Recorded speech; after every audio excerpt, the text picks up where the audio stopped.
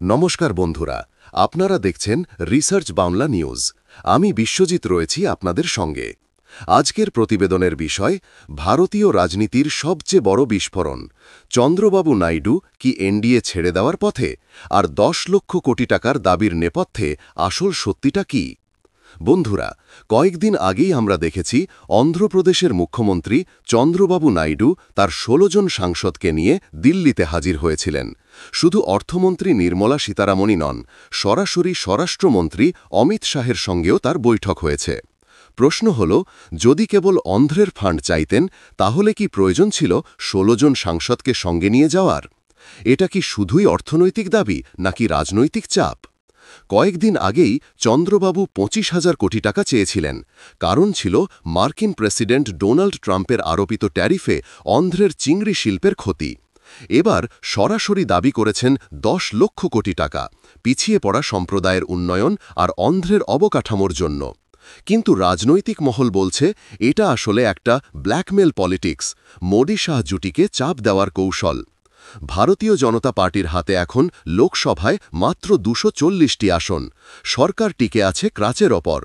চন্দ্রবাবু নাইডুর ১৬ জন সাংসদ, নীতিশ কুমারের ১২ জন সাংসদ, চিরাগ পাসওয়ানের ৫ জন সাংসদ, জিতেন্দ্র মাঝির ১ জন সাংসদ, সব মিলিয়ে কোষ্টে ২৯৩।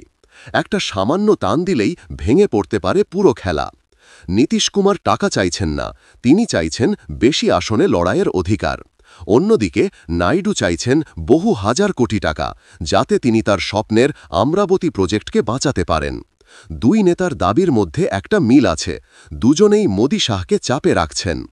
বন্ধুরা, চন্দ্রবাবুর স্বপ্ন সিঙ্গাপুরের আদলে আমরাবতীকে গড়ে তোলা। এটা তার ড্রিম প্রজেক্ট, যার অর্ধেক কাজ পড়ে আছে টাকার অভাবে।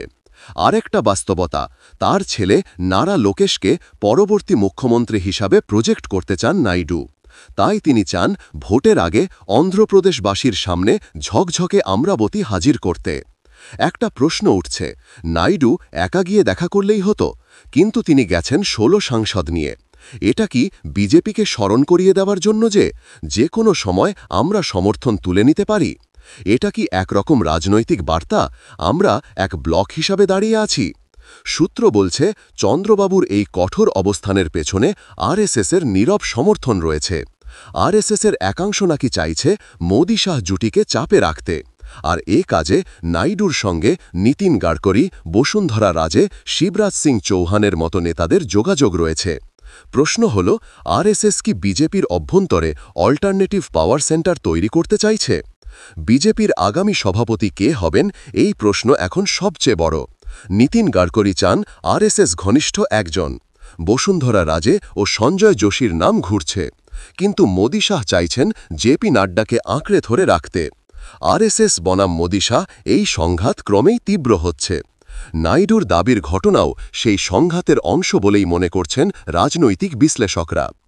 আরএসএস বারবার বলছে ৭৫ বছর পার হলে নেতা অবসর নেবেন, কিন্তু নরেন্দ্র মোদি নিজেই সেই নিয়ম মানেননি। এটাই আরএসএস বনাম মোদি শাহ দ্বন্দ্বের মূল শিকড়।